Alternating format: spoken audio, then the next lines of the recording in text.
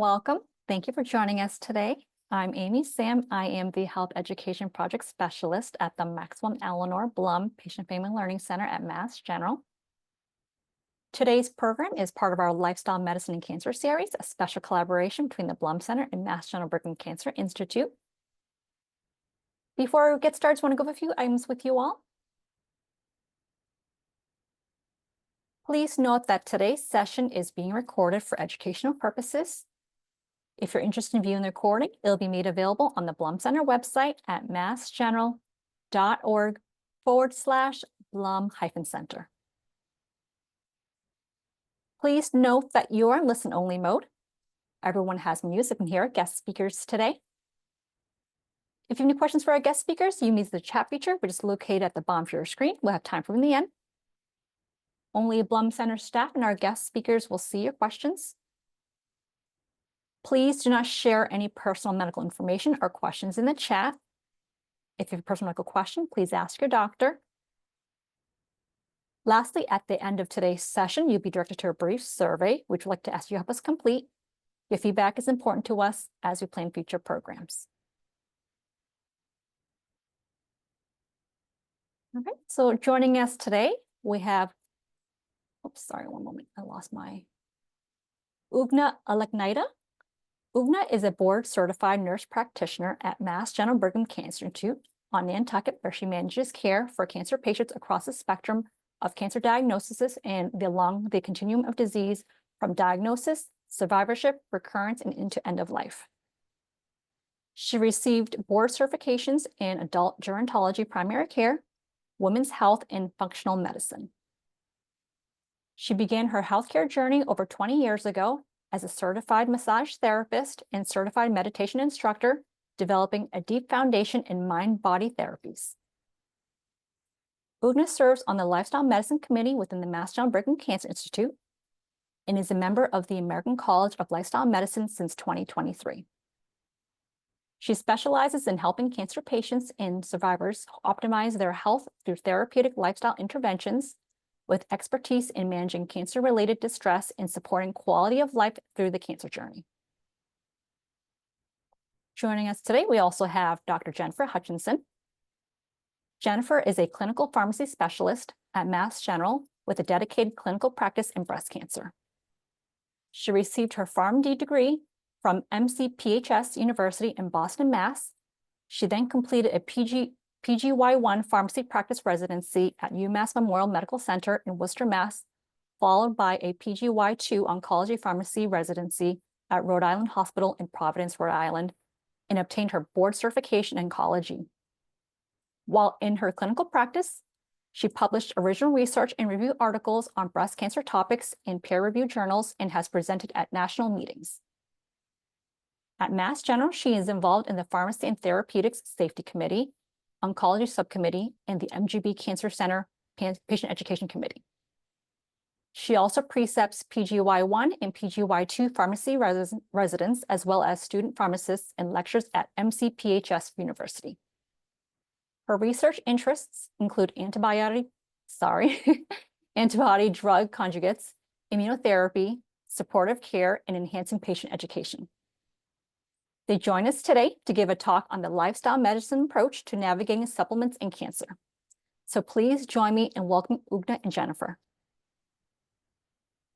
Thank you so much for this wonderful introduction. I'm just going to take a moment to share my slides with y'all.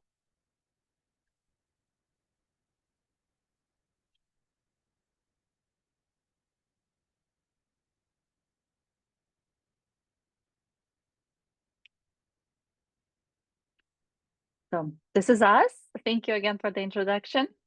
And before we dive in, want to make sure we share that we do not have any financial relationships or affiliations, and we have no conflicts of interest to disclose related to the content provided in this presentation. Before we go any further, this is really important. Consult with your medical provider before starting any dietary supplements, vitamins, or herbal products. This presentation is intended for educational purposes only. So first, I want to start with talking about lifestyle medicine and why we're framing this presentation in the context of lifestyle medicine. So lifestyle medicine focuses on 6 core pillars of health: nutrition, physical activity, stress reduction, sleep, supportive relationships, and avoiding risky substances. And these are not separate things, they're all interconnected. And when you improve sleep, you often will have more energy to exercise. And when you exercise, you manage stress better. And if you manage stress better, your diet is better and your relationships are better. So all of these are interconnected. And in cancer care, we're increasingly recognizing that lifestyle factors improve patient outcomes and can have the capacity to reduce treatment-related side effects as well. And early data is showing some even improved survival outcomes as well. So let's lay a framework how we think about building lasting health. We first want to think about the foundational work of 6 pillars of health, of sleep, physical activity, relationships, stress reduction, nutrition, avoiding risky substances, to build a solid foundation.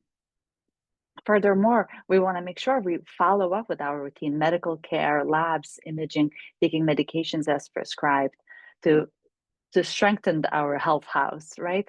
And only then we add the layer of micronutrients, and sometimes people also refer them as supplements, to amplify the effects and to strengthen our health. Let's make sure we're all speaking the same language. And what's the difference between micronutrients or supplements? So micronutrients are essential vitamins required by the body in small amounts to regulate physiological functions and to support growth and maintain health. When we talk about supplements, these come in formulations, right? While they might have the qualities of the micronutrients in them,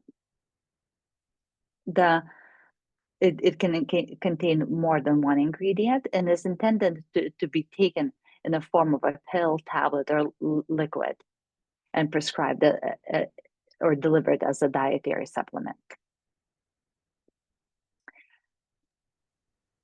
Jen, Yeah, I'll chime in here now.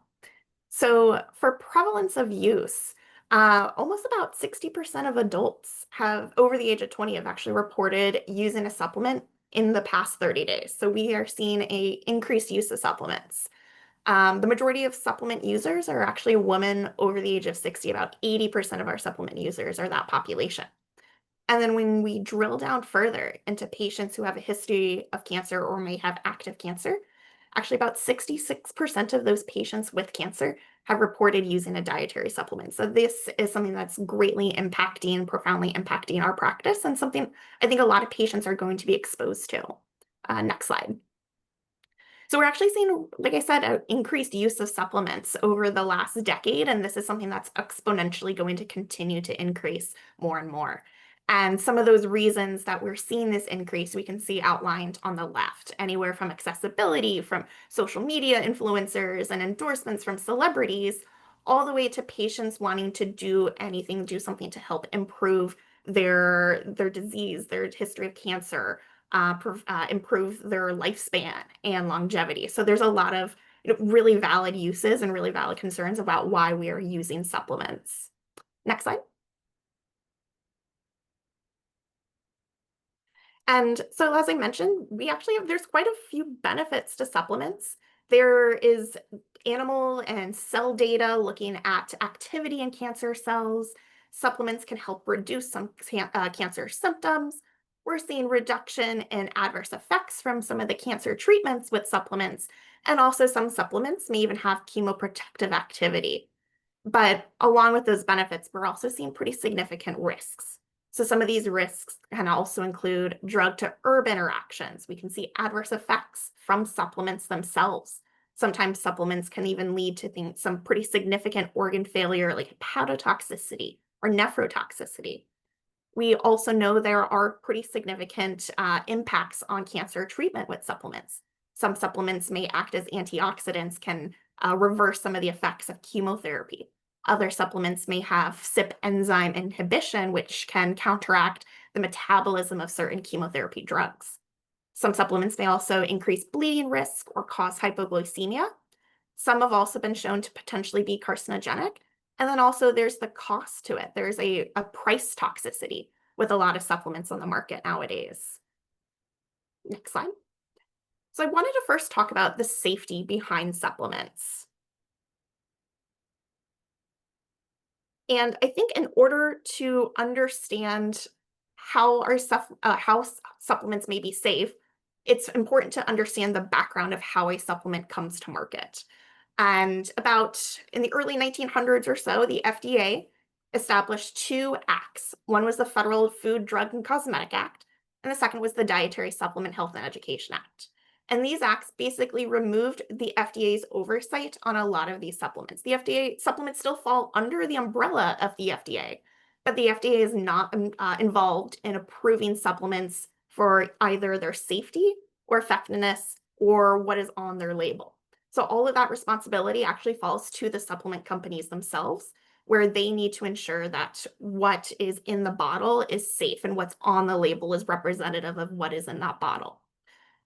The other important distinction that supplement companies need to ensure is that they are identifying themselves as a dietary supplement on the label. If anything, if any supplement is claiming to treat, diagnose, cure, or prevent a disease, that's actually the definition of a drug. And so that's where the FDA would step in. Now, the FDA's role is that they will regulate dietary supplements after they're on market if there are reports of adulteration. So basically, what is in that bottle is not representative of what's on the label. The FDA will also step in if there's any misinformation on labeling, on the package itself, or if there's been any reports of adverse events from certain supplements. So that's what we would call mislabeling. Next step. Now, this is a list of different third-party qualifications. So as I mentioned, the FDA is not really involved in ensuring the safety or efficacy of supplements. So how do we know a supplement is effective or is, more importantly, safe? And that comes to these types of third-party qualifications. So the ones I myself as a pharmacist look for would be something like USP verified. But additionally, more third-party qualifications, whether it's brand certifications, additional testing to ensure the individual ingredients are safe in that, looking into like the manufacturer, if they're a well-known or an established vetted manufacturer, if the investigators behind the supplement have, or if they're like leading investigators in that disease state or that supplement itself. Additionally, the more types of certification we have, the better. So always make sure we're looking at vetted, appropriate supplements too. And then I also want to talk about how do I, as a pharmacist, approach supplements. And I think first where I start at is, are there any drug or supplement interactions? Is there any data that shows a supplement may impact the absorption of a medication or may impact the metabolism, like through CYP3A4, which is an enzyme that many, many drugs we have are metabolized through? I also want to look into if there's any drug or disease interactions. So for example, in patients with a history of hormone-sensitive cancers, is there any in vitro or in vivo data on hormonal effects? Does a supplement increase the level of estradiol in the body? Also, are there any evidence for carcinogenicity or any promotion or progression of tumor growth? Any of those supplements are also a red flag for me. I also will look into any drug or side effect interactions.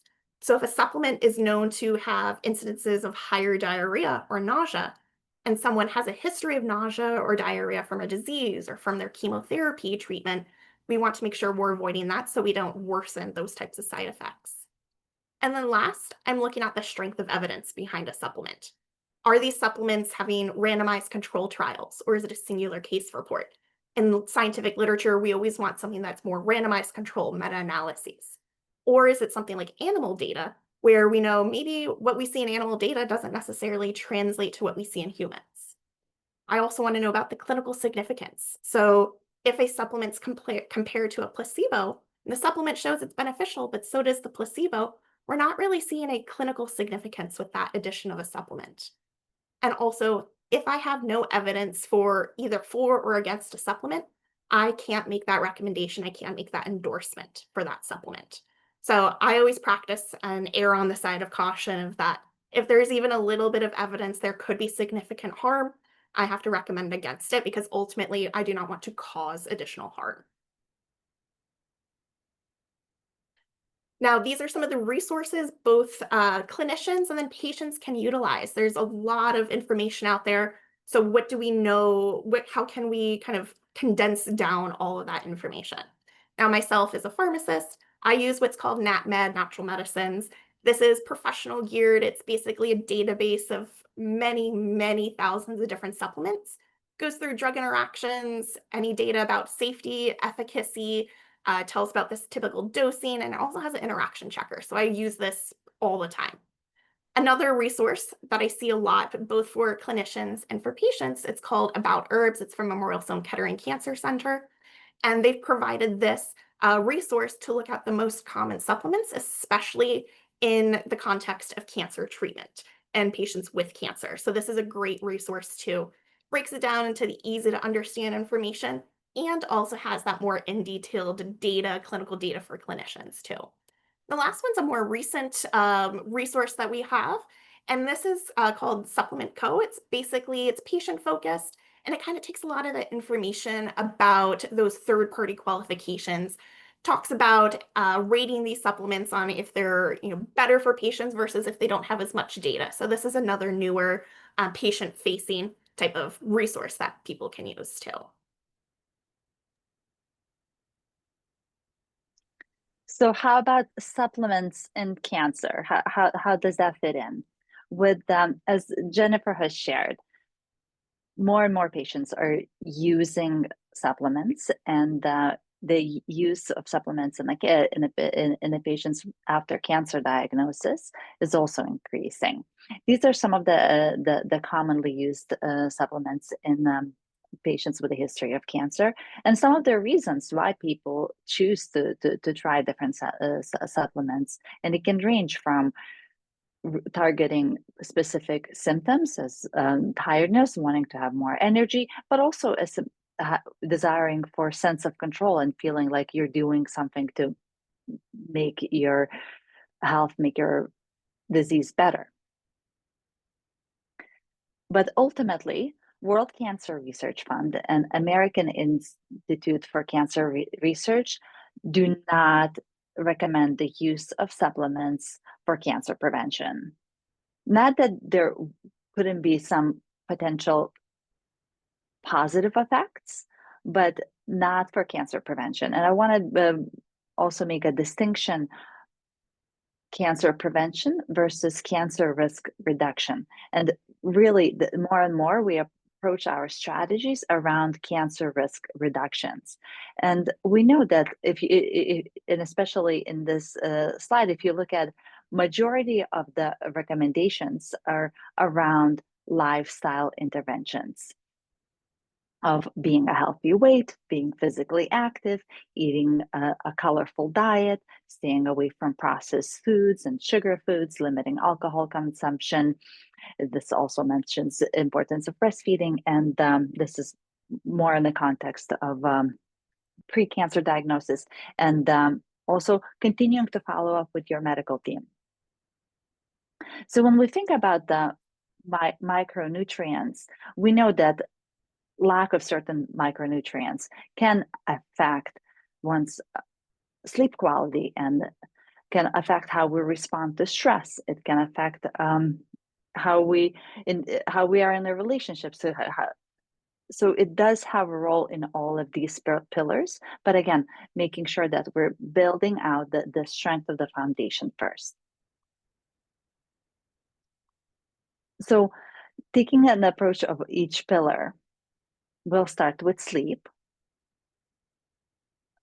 We know that sleep problems are incredibly common in the cancer survivors. Nearly 40% of cancer survivors have sleep problems 5 years after diagnosis, and that's significantly higher than general population. Often these problems are related to fear of cancer recurrence, and but before even considering taking some supplements to make your sleep better, it's important to look at fundamentals again. How can we make your sleep better with applying some lifestyle interventions? So things like establishing a regular sleep schedule, minimizing bedroom lights and noise, having plenty of physical activity, having exposure to sunlight first thing in the morning, and staying well hydrated through the day.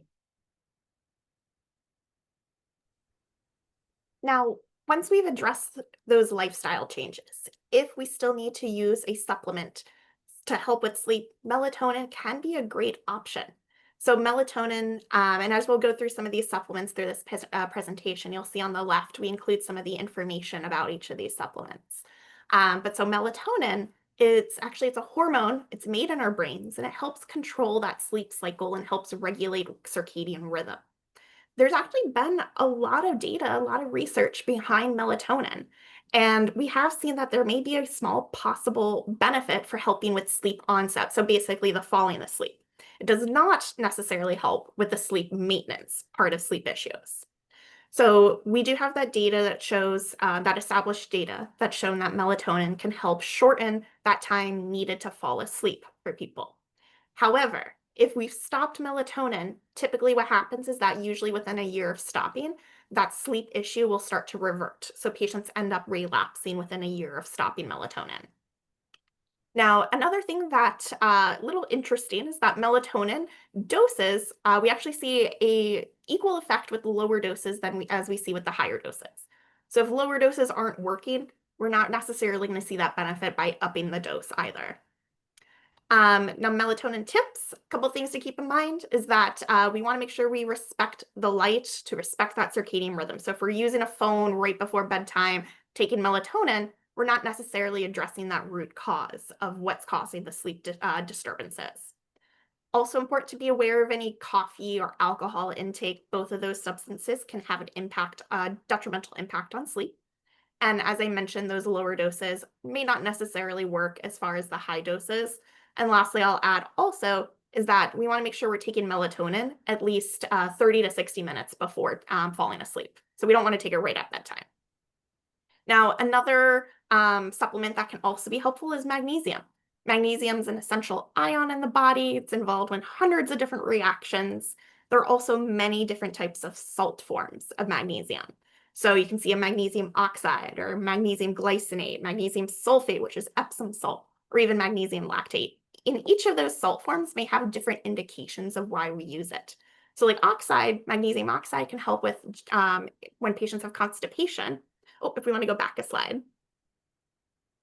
As glycinate can help with falling asleep. And then sulfate can help with muscle relaxation.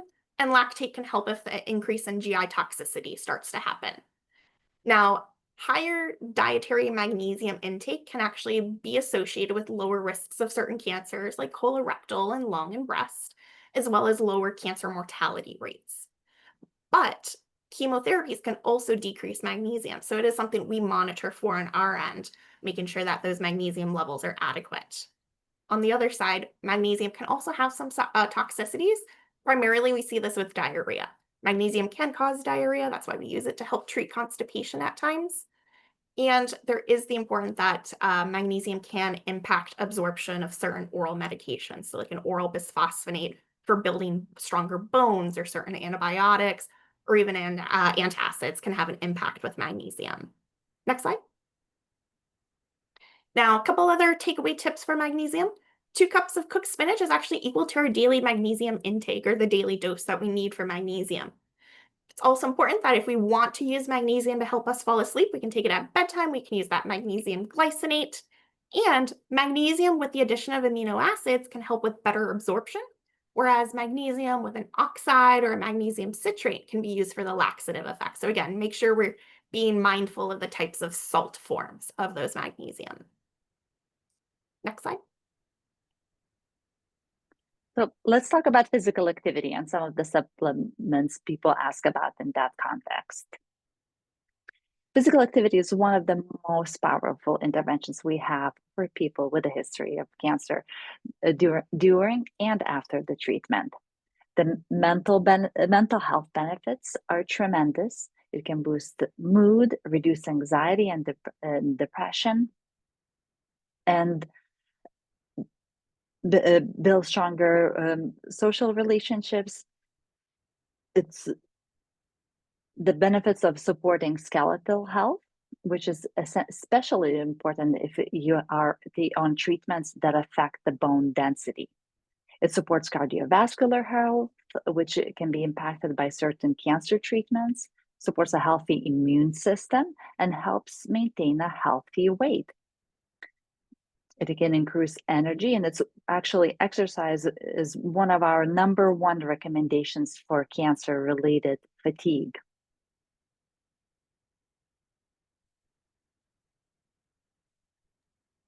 So for calcium, it's one of our main supplements that help with maintaining and building those strong bones. But when we take calcium, we need to make sure we're having vitamin D intake. Vitamin D is required to absorb that calcium. The vitamin D actually takes the calcium, transport it into the bones. So we need that vitamin D. In fact, actually, a lot of calcium supplements on the market are going to include a little bit of vitamin D to help with that absorption. Now, with calcium, it's important that we supplement with the diet first. We can actually get a decent amount of our calcium requirements through diet without needing additional supplements. Calcium also has different forms available. Each type of those forms, like calcium carbonate or calcium citrate, they may have different amounts of elemental calcium, which is the amount of calcium we're looking for. So usually around 600 to 1200 milligrams daily. So make sure when you have those calcium supplements that we look at what the elemental amount of calcium is, and also subtract that from how much calcium we typically would get from the diet. Now, when we take calcium as a supplement, it helps to take it with food. Not all calcium forms require it, so make sure you look at the label. And if we're having higher supplemental intake of calcium, usually around 600 to 1200 milligrams, it's helpful to split those doses because we're able to absorb it better when we separate those doses. Now, with diet, if you're eating a lot of bran or whole grains or foods that are high in oxalates like spinach, that can actually interact with the calcium absorption. Those types of foods can impair calcium absorption. And similar to what I talked about with magnesium, there are also some significant drug interactions with calcium. So we can see interactions with levothyroxine, this thyroid medication, certain antibiotics, and even phosphate that can have a significant interaction with calcium, and calcium can sometimes impair those absorption of the absorption of those types of medications. Next slide. So a couple calcium tips. We want strong bones. Strong bones actually will come primarily from strength training. A great resource actually is physical therapy. That's a great way to help maintain those strong bones without needing that calcium supplementation. As I mentioned earlier, separating those doses, if we're having higher amounts of calcium intake through supplements, separating it can help with better absorption. And actually about 2 to 3 cups of a leafy green vegetable can equal the daily amount of calcium too. Next slide. So vitamin D, our other counterpart to calcium, but what we also require. So vitamin D, it's a fat-soluble vitamin. It helps promote that calcium absorption, also helps promote phosphate absorption too. And we make a lot of this through exposure to sunlight. However, deficiencies in vitamin D, people with low vitamin D levels, there has been an increased link with certain developing certain cancers too. So breast, colon, prostate. It is a little bit harder to get the appropriate amount through the diet every day. So again, just being aware of what kinds of intake, what kind of food is high in vitamin D. And if we're achieving that daily, we don't necessarily need to be taking a dietary vitamin D supplement. And there are 2 different types of vitamin D typically found on the market, over the counter on the market. There's a couple that are prescription only. But the 2 we'll find over the counter will be vitamin D3, which is cholecalciferol, and vitamin D2, which is ergocalciferol. Vitamin D3 or cholecalciferol actually is superior, so that's the one we probably are better off using. And also, it's important to be cautious with that dosing. There's been many case reports of someone accidentally taking a high dose vitamin D that's supposed to be used weekly and taking it on a daily basis. And also case reports of people taking vitamin D supplementation and not realizing they're also getting a lot of vitamin D through a multivitamin. So it might be doubling that dose and leading to hypervitamin D-osis. Next page. So a couple of vitamin D tips. So vitamin D deficiency can be higher in patients of African American descendants. So about 15 to 20% higher too. For us who all live in New England, Boston winters, it actually requires about 2 hours of outside sunlight exposure to get that vitamin D dose, which we don't necessarily achieve in the winter. So that's where it becomes more important to help with that vitamin D supplementation. And about 3.5 ounces of wild salmon is equal to about 1,000 units, which is our typical daily dose of vitamin D. So we can get a pretty significant intake through fish too. Next page. So let's talk about the avoidance of risky substances. Is this self-care, right? The alcohol and smoking certainly have significant impact on the cancer risks. Alcohol results in elevation, what we call acetaldehyde, leading to oxidative stress and fat oxidation, as a result, increasing the inflammation in the body. It also increases estrogen proliferation in the tissues and results in folate deficiency, which we need folate for genome stability. So more genome instability, therefore, can increase risks for cancer. Moreover, we know that alcohol fragments our sleep. So although it can feel that a person can be more sleepy after having an alcoholic beverage, but it actually results in much more fragmented sleep, and we're not able to get a good restful sleep.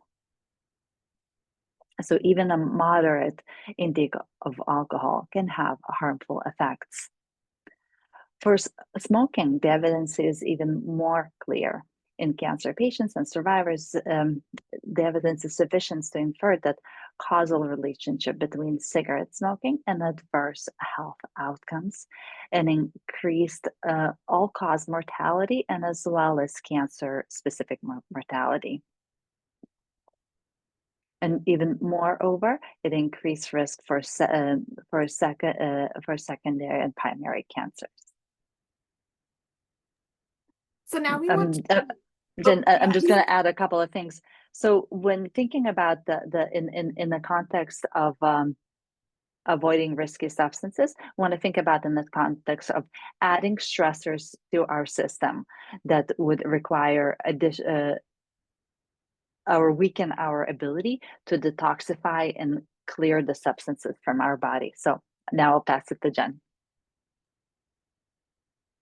So we want to compare and contrast two different types of supplements we see a lot.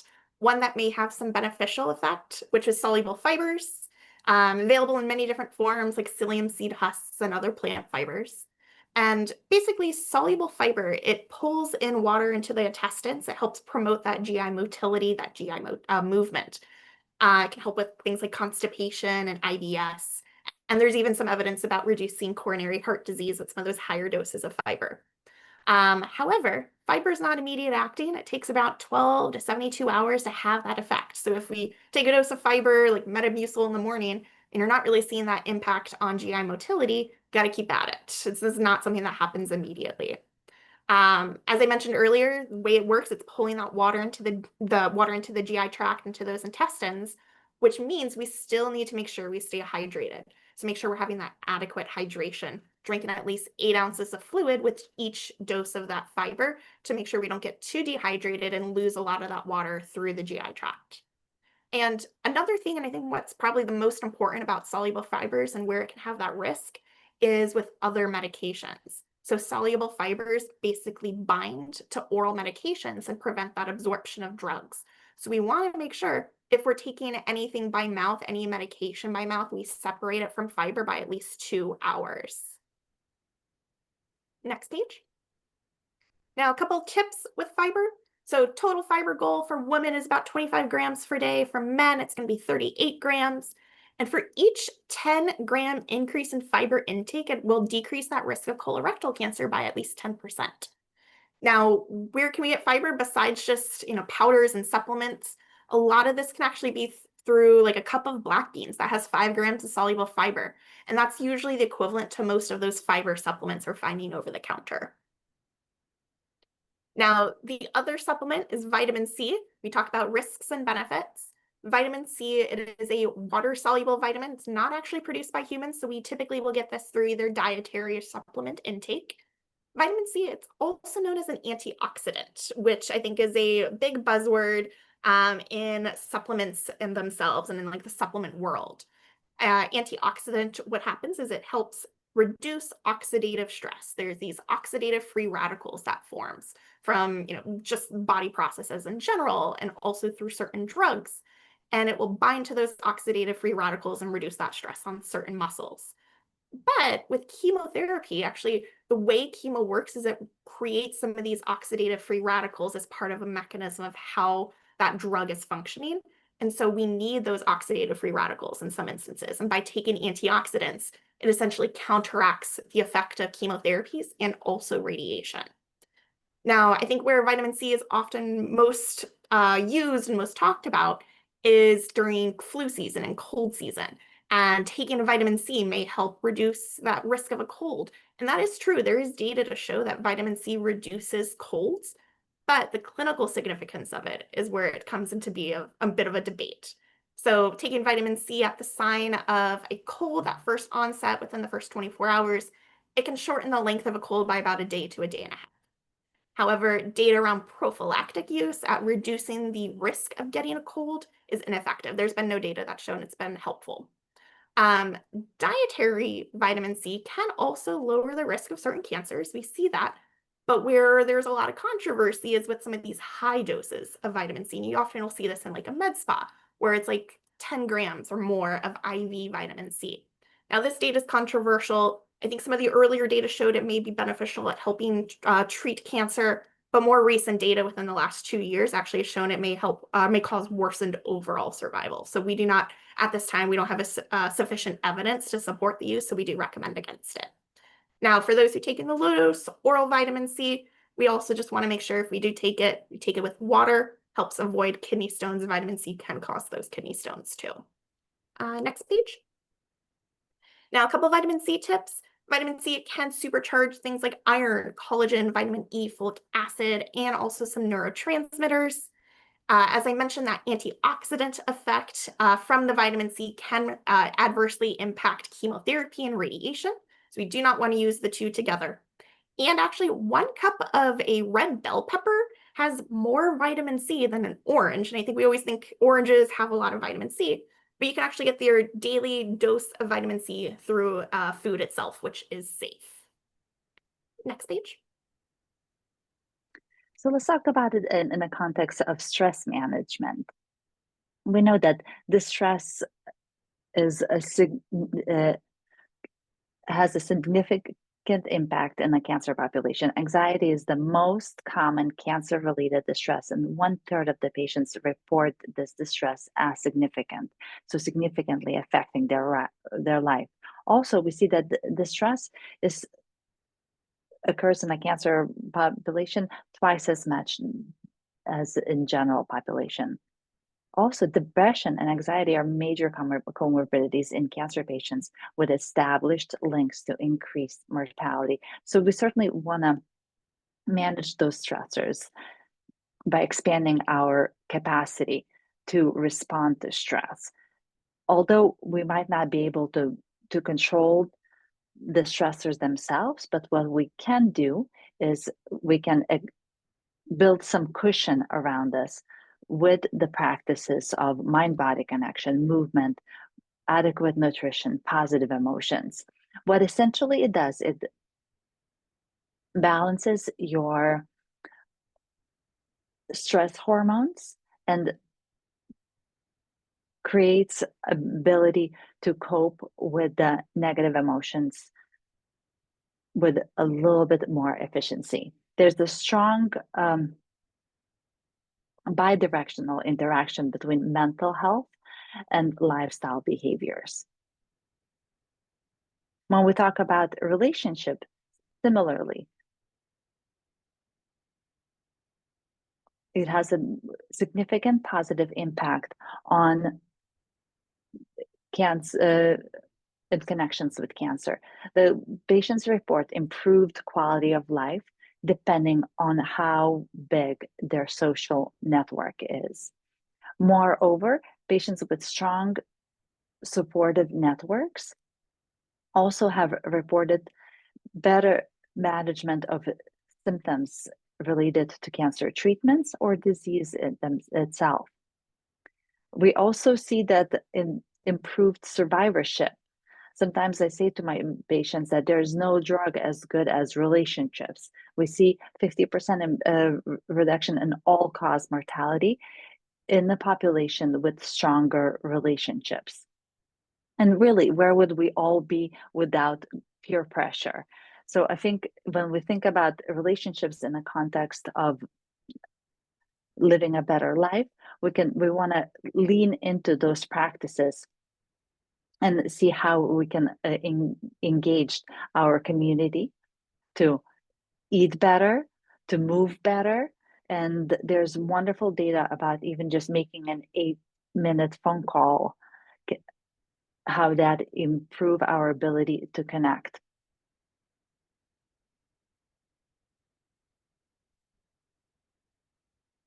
And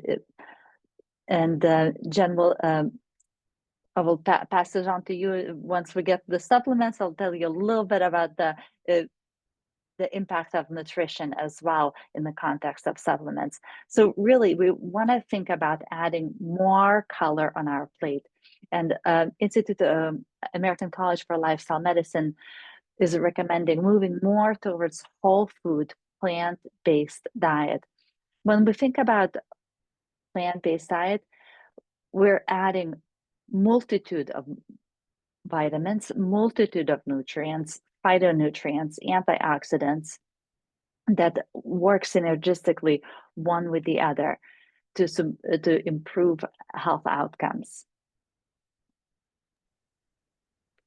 Now, in those instances where we do want to supplement our diet with and get some additional nutrients outside of the diet through supplements, one thing we can turn to is omega-3 fatty acids. So both fish oil and then the vegetarian vegan alternative, which is algal oil. Basically, omega-3 consists of 2 parts. There's what's called eicosapentaenoic acid, or EPA, and then the second part is docosahexaenoic acid, or DHA. And together, we want to make sure we're targeting at least 1 gram of EPA and DHA. Now, a lot of benefits of omega-3s. They can actually help reduce that risk of stroke. We're going to see that more with those higher doses, and that's going to be prescription-only strengths. So some of the prescription omega-3s like Lovaza can actually help reduce triglycerides by about 20 to 50%. Now, these higher doses also, you're going to see it as around like 12 grams versus that 1 gram we'll target with over-the-counter products. A couple tips with omega-3s. So taking it with a high-fat meal can help with increase in absorption. Oh, we want to go back one more slide. And also keep in mind with those higher doses, on the other hand, they can increase that bleeding time. So we won't really see that with the like 1 gram over-the-counter products. This is going to be more of the high like 12-gram doses that we will get as a prescription. Next slide. Now, a couple tips with omega-3s. Most important is we want to be careful of the type of over-the-counter product we're using. There's a lot of reports that certain products may have oxidized omega-3s, may have rancid oils, and could have higher mercury content. So again, we want to make sure we got that third-party qualification. I personally recommend any brand that's UST verified, but the more the better. Well, also, a lot of omega-3s, especially if it's fish-based, are going to have that fishy taste. So a way to help prevent that is if you actually store your omega-3 in the fridge, it reduces that fishy taste of taking that supplement. And actually about 3 ounces of wild salmon is equivalent to about 900 to 1200 milligrams of EPA and DHA, which is what we need for the omega-3 intake. Next slide. Now, another supplement that we can turn to make sure we get it from our diet or use as a supplement are probiotics. Probiotics are essentially a good living microorganism. It's either bacteria or yeast.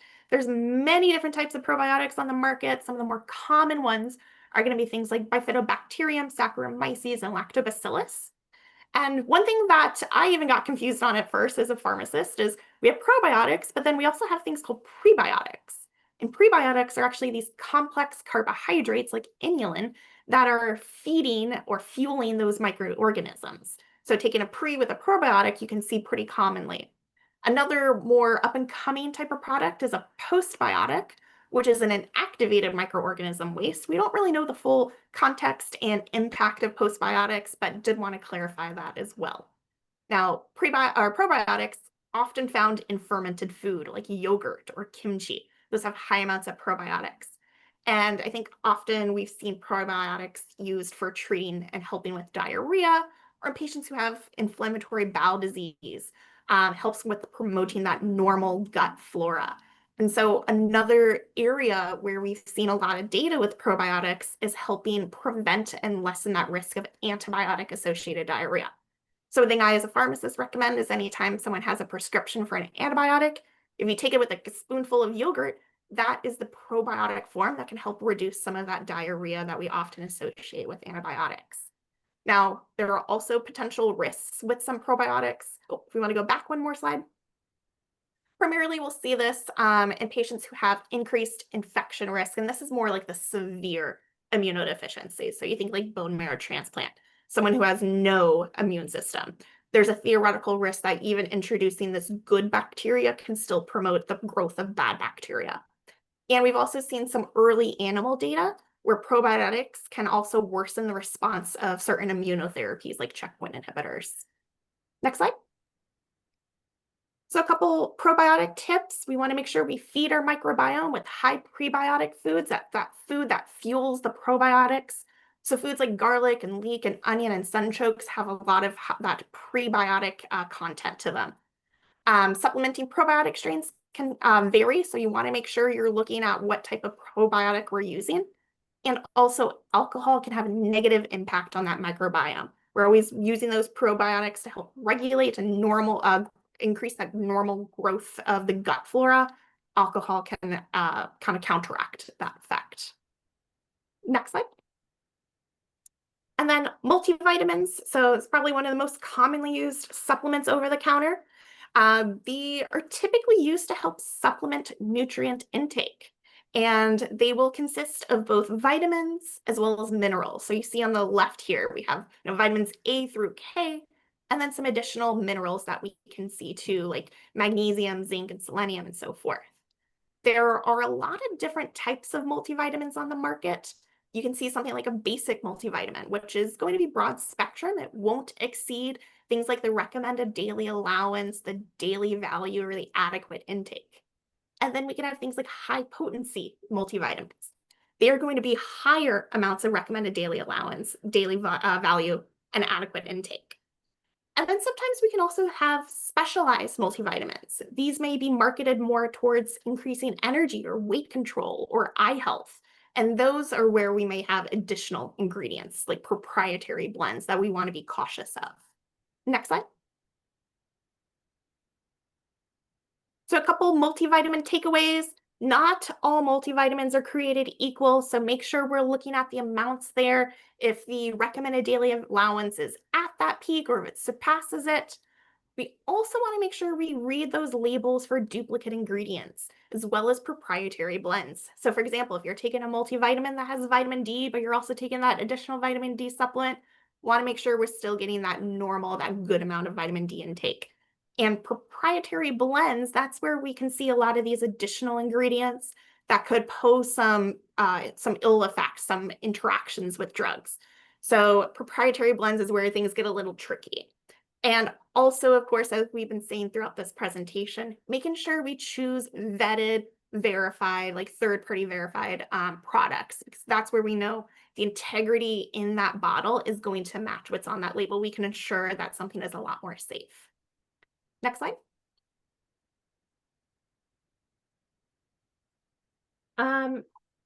I can talk about, I think we have a little bit of time. We have about like 10 minutes, and maybe I wanted to get through a couple of these supplements in estrogen cancer, estrogen positive cancers. I think this is a huge topic, and we're just going to touch the surface on this today. It could be a whole hour presentation itself, but I did want to touch on some of the important takeaways here. So with estrogen positive cancers, they can essentially be fed by estrogen. We can get estrogen through our bodies, which is called endogenous, and we can also get estrogen through like either the diet or more often supplements, and that's what we call exogenous. So one of the more common exogenous forms of estrogen as a supplement that we see is turmeric, and more specifically what's called curcumin, which is the active part of turmeric. It's the active constituent of turmeric, that like compound itself. And curcumin has been shown to be estrogenic. Now, curcumin and turmeric itself, there are also a lot of benefits to it. It can help with relieving joint pain, and there is substantial data to show that it reduces joint pain and stiffness compared to placebo. And in head and neck cancers and patients undergoing a lot of radiation to the mouth, there's been data to show that turmeric mouthwashes can decrease that mucositis and that irritation in the mouth during radiation. But as I said, there are also a lot of significant drug interactions with turmeric, specifically both with drug metabolism through CYP3A4. A lot of our drugs are metabolized by CYP3A4 enzymes. Turmeric is a strong CYP3A4 inhibitor, and there is actually pharmacokinetic data that shows drugs in humans with turmeric can decrease the effectiveness of those types of drugs. Also, as I mentioned, turmeric and specifically curcumin can be estrogenic. So we want to make sure we avoid these turmeric or curcumin supplements in anyone who has a history of a hormone-sensitive or estrogen-sensitive tumor. However, food that contains turmeric is safe, so it's just the supplements. Now, if we want to go back to the next slide. So a couple of turmeric tips. Basic turmeric supplements really only contain about 50 to 100 milligrams of curcumin, that active part of turmeric. We do, again, want to be cautious and avoid any turmeric or curcumin supplementation, like as a drug or as a supplement itself, and anyone with estrogen-positive cancers. And if we want to get that turmeric intake, we actually can get it through diet. That is safe. It's not actually like super concentrated, doesn't have these additional ingredients or additives. And about 1 teaspoon is equal to about 2 to 3 grams of turmeric, which is around 60 to 100 milligrams of curcumin. So that is okay. And that's typically the amount someone might use in cooking. So that's where we say like estrogen exposure through the diet is safe. Through supplements is where it becomes more concerning. Next page. So the other main topic, like hot topic I see a lot of, especially in my world in the breast group, is soy. And soy is basically, it's a protein that contains what's called isoflavones. And it's the isoflavones that have that estrogenic potential to them. So a lot of supplements marketed for treating hot flashes will contain isoflavones, may not always be disclosed as soy. And what isoflavones do is they also bind to estrogen receptors. So they are also what we would call phytoestrogenic, so estrogen from plant. So again, want to make sure we avoid in anyone with a hormone-sensitive tumor. Also, there has been data to show that isoflavones, high intake of them, can also promote tumor growth. Now, isoflavones also have a lot of drug interactions. So again, being cautious with things like CYP3A4, and they can impact drug metabolism. But similar to what I talked about with like turmeric, from the diet, soy is fine. I know there were about like 10, 15 years ago, there was discussion about if we are taking or eating soy in our diet, is that causing breast cancer? There's actually no correlation between the two when we have soy, normal amounts of soy in our diet. And there's actually some data that shows it may be mixed, but that may show a prevention of breast cancer by taking soy as a part of our normal diet. Next slide. And then one last one I want to talk on is Nutrafol. I've had a lot of patients ask me about this as a hair growth supplement. However, as we see with the main ingredients there, the vitamins A, C, and D, and so forth, with some of those minerals, that is safe. We generally consider that to be safe. However, where things get more dicey is with a lot of these proprietary blends, like the Synergen complex or Nutrafol blend. That's where we're seeing some additional ingredients outside of a normal multivitamin that potentially can be estrogenic. So for example, like Nutrafol, things like ashwagandha, saw palmetto, curcumin, Japanese knotweed, and resveratrol all have had some data to show an increase in either estradiol levels or estrogen itself. So again, we do recommend avoiding this in anyone with a history of hormone receptor positive cancer. Also, for example, with like Nutrafol, it does not actually disclose the individual amount of each ingredient. So that goes back to, again, we always just want to be mindful of those types of supplements we're using, make sure they are third-party qualified, like USP verified. Right, next slide. And so ultimately, it's important that we are informed consumers. We want to be careful of any supplements that are marketing essentially themselves as a drug. Anything that says they are claiming to diagnose, cure, mitigate, or treat or prevent a disease. Again, that is the definition of a drug. Supplements cannot, by the FDA, have that sort of claim. We also want to be mindful of any products that are claiming to work better than a prescription drug or claims they have no side effects. Essentially, if it's too good to be true, it usually is. We want to be diligent, make sure we are reading those labels, making sure we're identifying all those individual ingredients. And are those supplements safe? Are they vetted for third-party qualifications? And then lastly, and most importantly, always ask. So anytime someone's taking a supplement or interested in starting a supplement, I think it's a good time to have that conversation with a healthcare provider and your healthcare team to make sure that what we're taking is safe and is it beneficial and is there any concern, any risk with it. So as we've really talked throughout this entire presentation, supplements can interact with both medications and diseases itself. So we want to make sure if we're using supplements, we're using them in the safest way possible.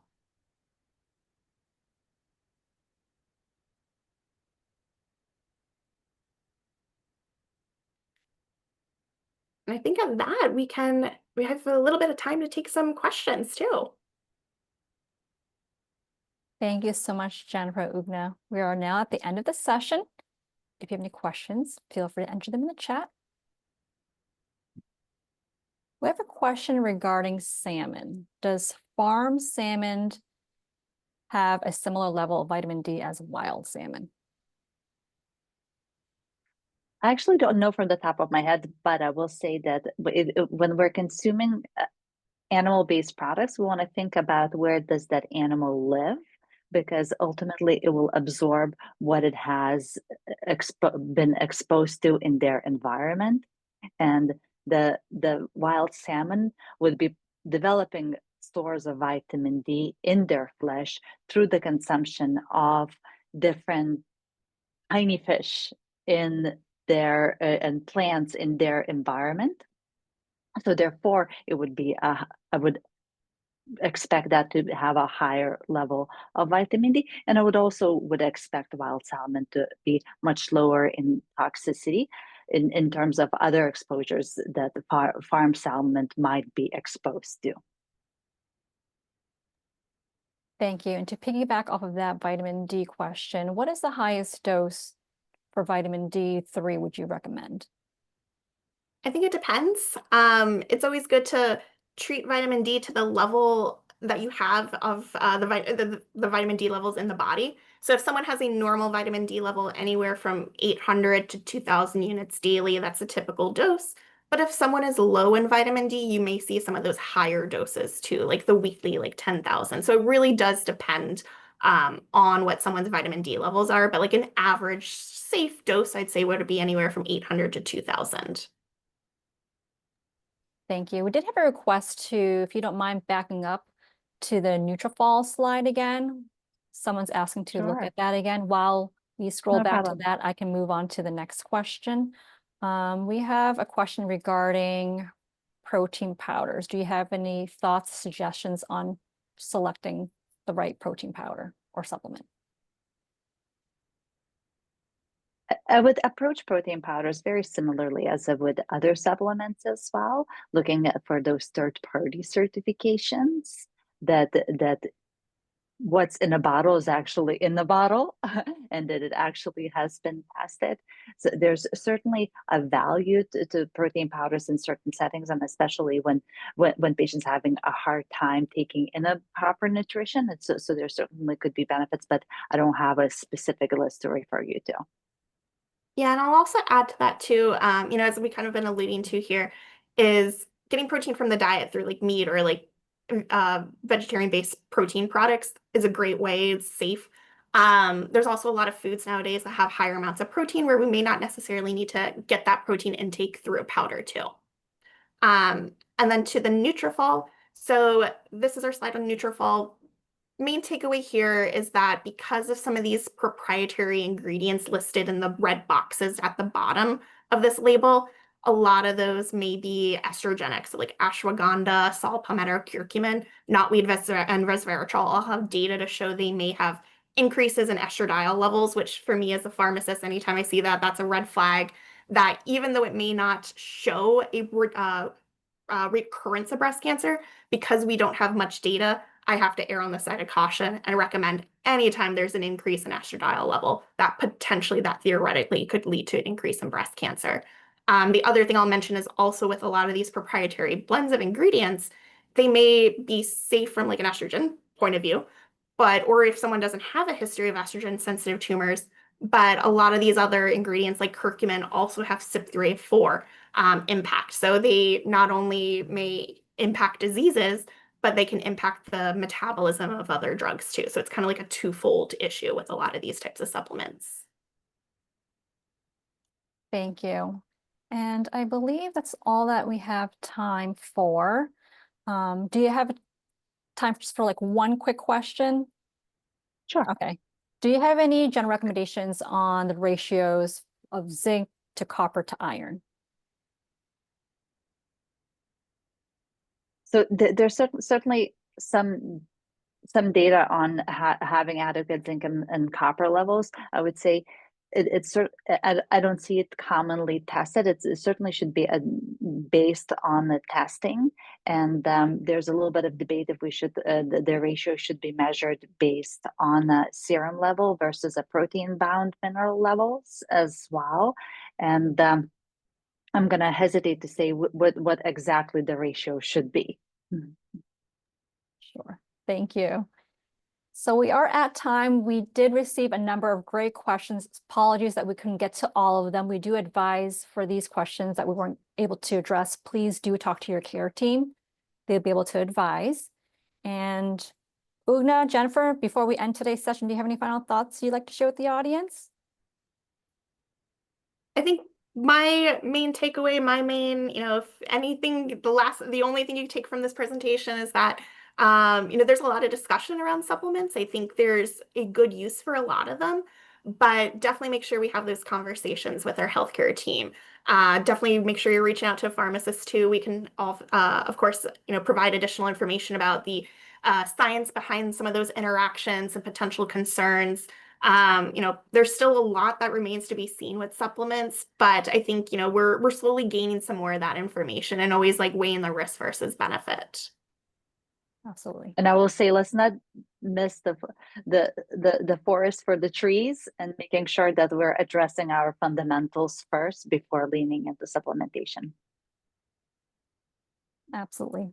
Well, thank you so much, Ugne and Jennifer, for your time. And for everyone joining us today, thank you so much. As I had mentioned, today's session is being recorded. If you're interested in viewing the recording, it'll be made available on the Blum Center website. I entered that in the chat for you. It's massgeneral.org/Blum-Center. I would give it about 2 to 3 weeks and it'll be made available through there. Thank you so much, everyone. Take care.